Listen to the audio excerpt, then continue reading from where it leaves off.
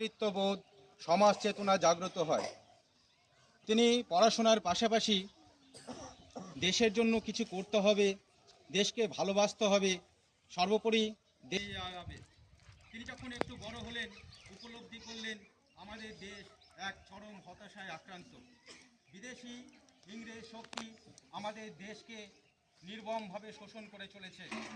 এর থেকে মুক্তি পেতে এলে আমাদের সকলকে এগিয়ে আসতে হবে, আমাদের সংগ্রাম করতে হবে, দেশের স্বাধীনতা নিয়ে আসতে হবে। তিনি বিশ্বাস করতেন যে তিনি সশস্ত্র বিপ্লবের মাধ্যমেই একমাত্র এই স্বাধীনতা অর্জন করা সম্ভব।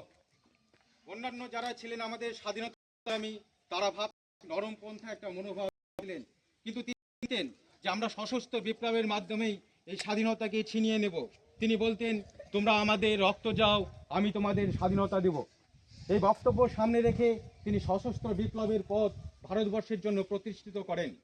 তিনি এগিয়ে যান, বিভিন্ন সময় বিভিন্ন সংগঠন গড়ে তোলেন। তারপর ইংরেজের চোখে তিনি চক্ষুশূল হয়ে ওঠেন। তিনি তাকে গ্রেফতার করার জন্য ইংরেজ উঠে পড়ে লাগে। শেষ পর্যন্ত তিনি ছদ্মবেশে ভারতবর্ষ থেকে চলে যেতে বাধ্য হন। তিনি এই ভারতবর্ষের স্বাধীনতার জন্য সিঙ্গাপুর, জার্মানি এরকম বহু দেশে তিনি ঘোরেন এবং দেশের জন্য জনসমর্থন, বিভিন্ন দেশের সমর্থন আদায় করেন। শেষ পর্যন্ত তিনি জাপানে গিয়ে ভারতের স্বাধীনতার জন্য সশস্ত্র বিপ্লবের জন্য তিনি আজাদ হিন্দ ফৌজ গঠন করেছিলেন। এই আজাদ তিনি বিশ্বাস করতেন যে আজাদ হিন্দ ফৌজের সাহায্যে তিনি ভারতবর্ষে একদিন স্বাধীনতা নিয়ে আসবেন। কিন্তু দুঃখের বিষয়, তিনি আমাদের নাগাল্যান্ডের কোহিমা শহরে তিনি ভারতের প্রথম জাতীয় পতাকা উত্তোলন করেছিলেন। কিন্তু সেই সময় বিভিন্ন বিশ্ব রাজনীতিতে বিভিন্ন পট পরিবর্তনের জন্য তিনি ভারতবর্ষ ইংরেজদের কাছে তিনি টিকতে পারেননি। সে সময় দ্বিতীয় বিশ্বযুদ্ধ শুরু হয়েছিল, তার জন্য তিনি সেখান থেকে ফিরে যেতে বাধ্য হন। যাই হোক, তিনি তারপরে বিভিন্ন দেশ ঘুরে বেড়ান, ভারতের স্বাধীনতার জন্য চেষ্টা করেন। বলা হয় জাপানে তাইহোকু বিমানবন্দরে তিনি এক বিমান দুর্ঘটনায় মারা গেছেন।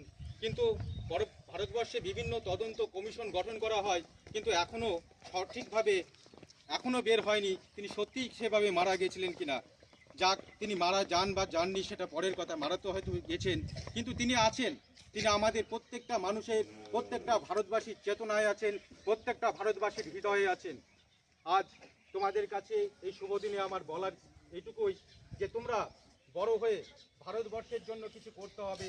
আমরা তাকিয়ে থাকবো নেতাজি সুভাষচন্দ্র বোসের দিকে, তিনি যে জীবনকে উৎসর্গ করেছিলেন ভারতবর্ষের জন্য।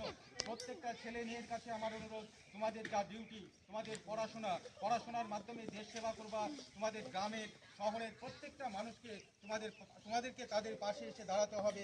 তোমাদের গ্রামের জন্য করতে হবে, শহরের জন্য করতে হবে, সর্বোপরি তোমার দেশের জন্য করতে হবে। এভাবে নিজেকে প্রস্তুত করতে হবে, তাহলেই সত্যিকার অর্থে আমরা নেতাজিকে সম্মান জানাতে পারবো। এসো তোমরা সবাই মিলে আমরা একসাথে আমাদের কর্তব্যগুলো পালন করি, আমরা এগিয়ে যাই, ভারতবর্ষকে এগিয়ে নিয়ে যাই। এই শপথ করে আজকের দিনে আমি আমার ক্ষুদ্র বক্তব্য শেষ করছি। অসংখ্য ধন্যবাদ।